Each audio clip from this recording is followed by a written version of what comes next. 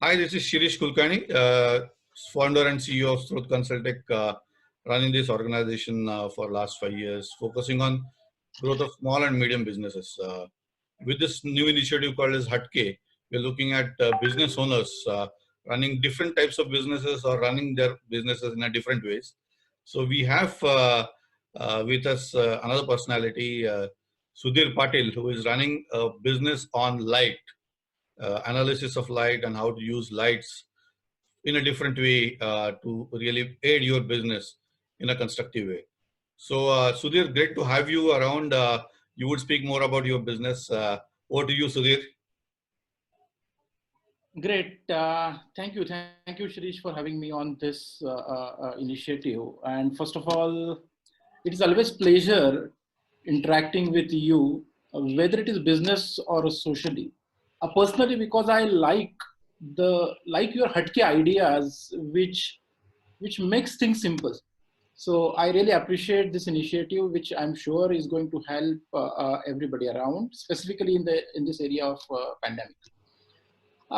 Coming to our business, LEAP, we are a technology product company with a clear focus on lighting controls and automation.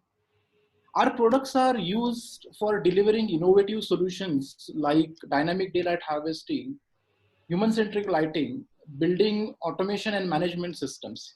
And these solutions are used by corporations like Tata Motors, Ford Motors in USA, Mexico, Schaeffler Group, globally to save 30 to 40% of energy, and as well to reduce their operational expenditure by 15 to 20%.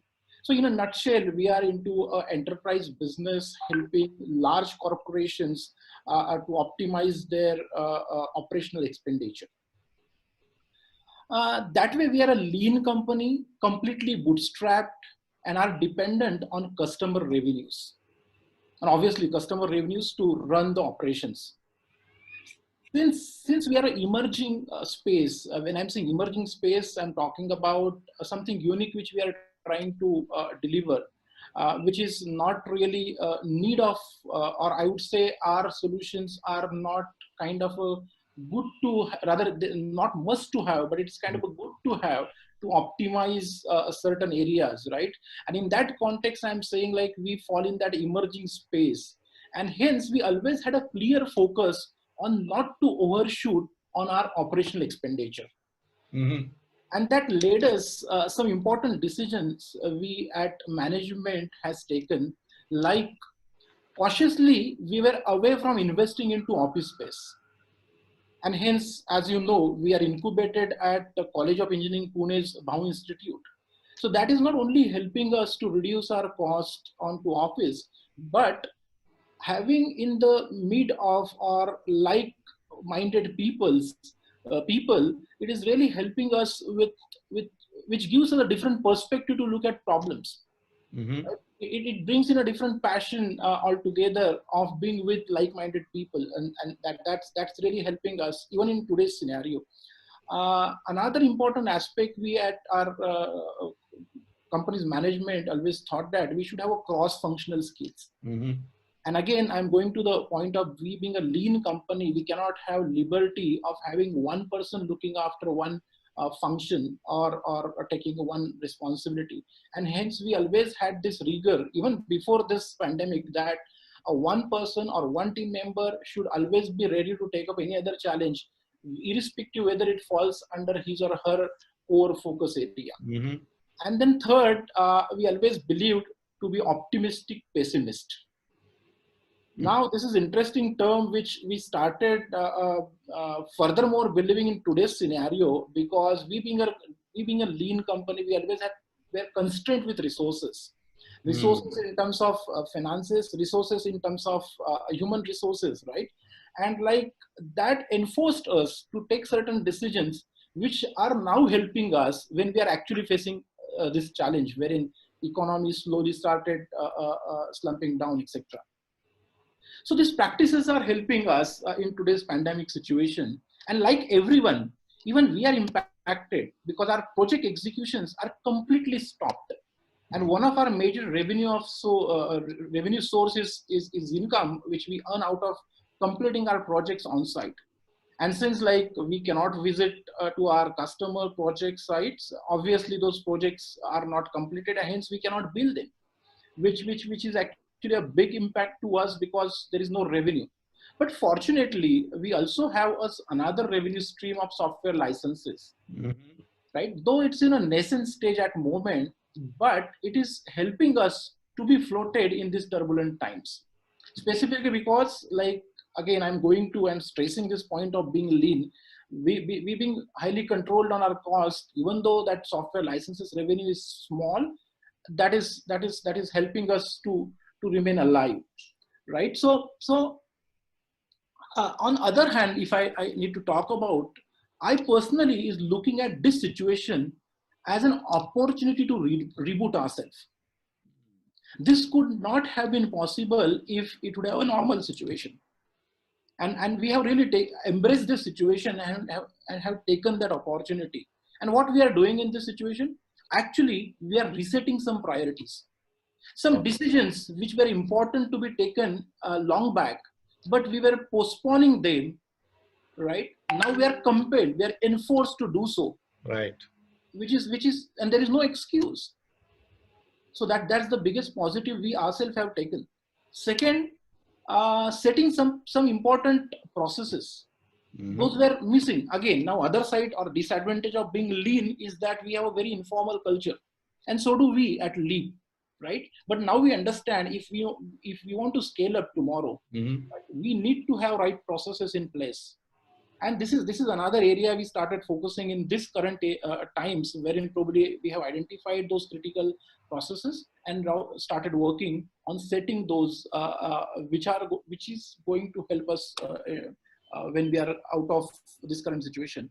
And third, the biggest learning I would say, which we are all experiencing, because everybody around are locked down within four walls. Nobody would have thought that this situation will exist. I think in second or third week of March, but somewhere in the last week of March, like it was quite a normal, right? And in this situation, like those who were not even daring to think about work from home today are actually working. True. And now that is realization for us, and I'm sure it is common with many others, that this really works. Right. And the other aspect which I would like to bring, which we ourselves have identified, is that this work from home has helped us to bring the culture of accountability, because there is no one there to observe, to supervise, to give us tasks. So our team members have started taking their own tasks, and that's the biggest benefit or positive I see, which is helping us to bring that culture of accountability, right? So these are some of the positives we see that are emerged out of this situation. And hence I again repeat that sentence which I said, that this is a fantastic opportunity to reboot ourselves, and we have taken that opportunity.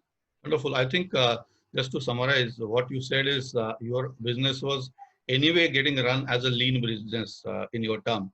So basically, having less amount of cost, no overheads, really doing those things which are must do. Hence, your organization was kind of flexible and capable enough to suit itself into current constrained situation, as people call it, and adapt itself. That is, I think, one takeaway that you said. The second aspect is relooking at the whole business model to identify processes that need tweaking, and you are open to really revisit them to make sure that you are on top of them and really master them to get to your benefit in the current state, right?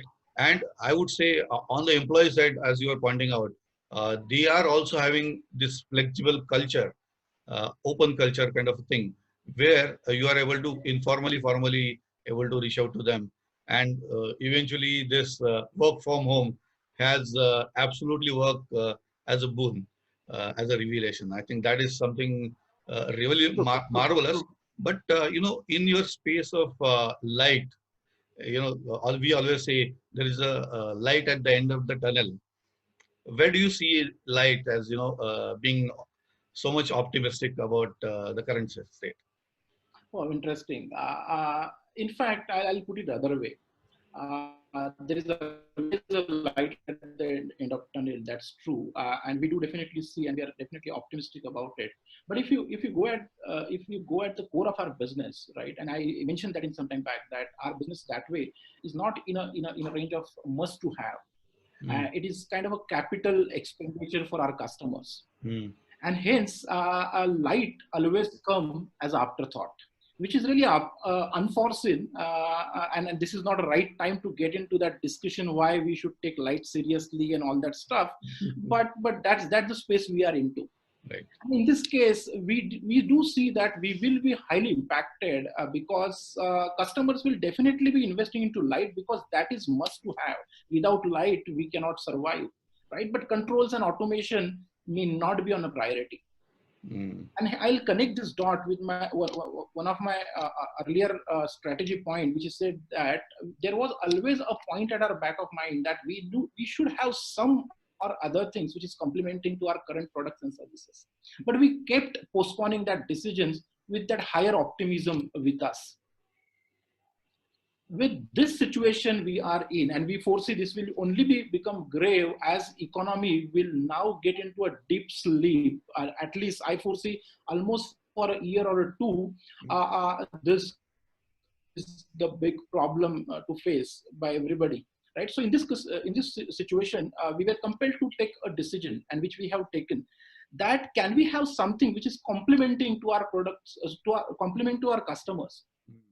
We don't have to go to another market segment and then sell something new, right? So we have created an offering which is targeted to the same target audience, same segment, which is also a need or a kind of a must to have situation, and that is also going to help our customers in today's challenging situation.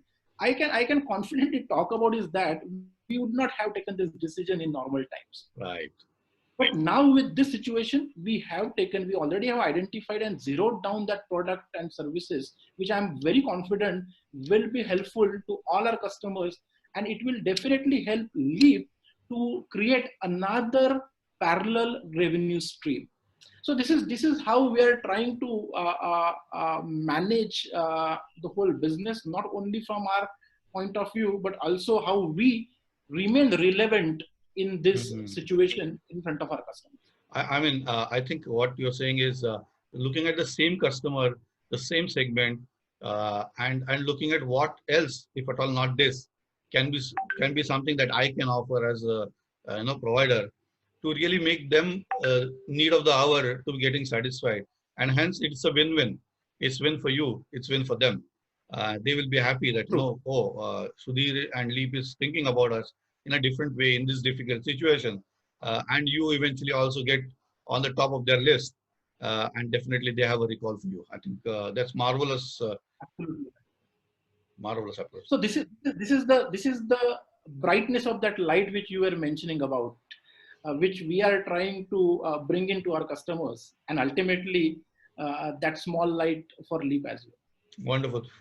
One more, a little bit of a question about, we have our own core competencies. Like, I know you are a good speaker. You keep, talking about various aspects. You're a spontaneous speaker. So do you think that kind of a core and niche capabilities of an individual or organization come up as a naturally strong force during this so-called difficult times? Oh, definitely, yes. And irrespective whether it is difficult or a normal situation, right? This is one skill which everybody must possess, right? And it is not only for business purpose, also be it a professional or a social life, communication. And you never know, like at what moment you need to talk something, and we don't have to back out. And specifically for businessmen or entrepreneurs, it is must. There is no excuse for that. And looking at bringing the today's context, right? So if you look at, everybody has started utilizing this time, which is compelled, which is enforced on us, with two things in mind. One, how I can utilize this time for my better health, right? And that's where we see lots of requirements or lots of requests start coming in, given of improvements. And if you see, one of those point is actually communication skill. And other aspect which I can bring in apart from this training, right? Now we are in a challenging situation wherein I need to interact effectively with you. Yeah, I think that's a very good point, Sudhir. Just thinking about, about the core strength, I am aware that you are a good speaker, and communication becomes a very important dimension of any business. So how do you see in this current context, it helps, aids, boosts your morale, or comes to your hand as a help? So definitely, I think it is helping furthermore. But I have a different point to make. That is being irrespective whether it is today's situation or a normal situation, right? So I believe communication is that one skill which everybody must possess. Mm. And in fact, for entrepreneurs or businessmen, there is no way out. And I see in current situation it is furthermore important because. If I take that example, right, we both are interacting using this nice, fantastic virtual technology, right? Mm-hmm. It is almost easier to communicate effectively when we are present in front of each other, right? However, when now we are compelled to interact using a technology, now it has become furthermore important for me to bring best out of me to ensure that I'm more effective. Right. When I'm communicating with my customers, my stakeholders, my employees, or anybody whosoever I'm supposed to interact, and this is going to become very much normal. As I said, like almost every company today has accepted that it working remotely, work from home, using technology, right?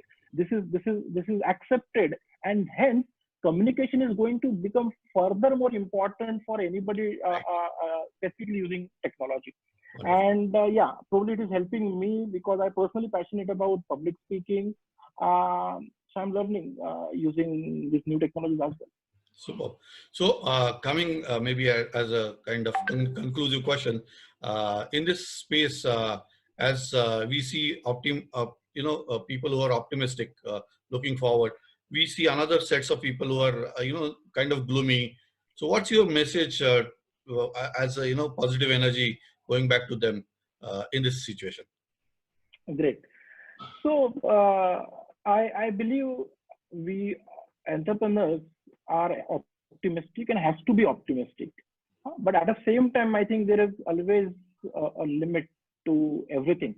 Just because we are optimistic, we cannot just keep hoping that something will happen, there will be a better day tomorrow, right? Then I don't think probably we are right entrepreneurs. So I personally follow, and I want in fact it can be a message to everybody as well, is that we should be optimistic, we should be hopeful, but hopes without actions are hopeless. So bringing that action together is the way to go. And hence I use a word today that is optimistic pessimist. I think following that, practicing that is the way to go. Wonderful. I think that's a good message of being optimistically pessimist or pessimistically optimist. I think that's a great thing, Sudhir. So thanks a lot, Sudhir, for taking out time and giving this message on this HATKE as an initiative. Thanks a lot. Thank you, Shirish. Thanks once again for having me. And I'm sure this is going to help all of us together. Wonderful. And all of our best wishes for your venture, and may a lot of light come to your way, that you can provide light to others to steer their ways. Thank you. Thank you. Thank you. Stay safe and take care. Bye-bye. Bye.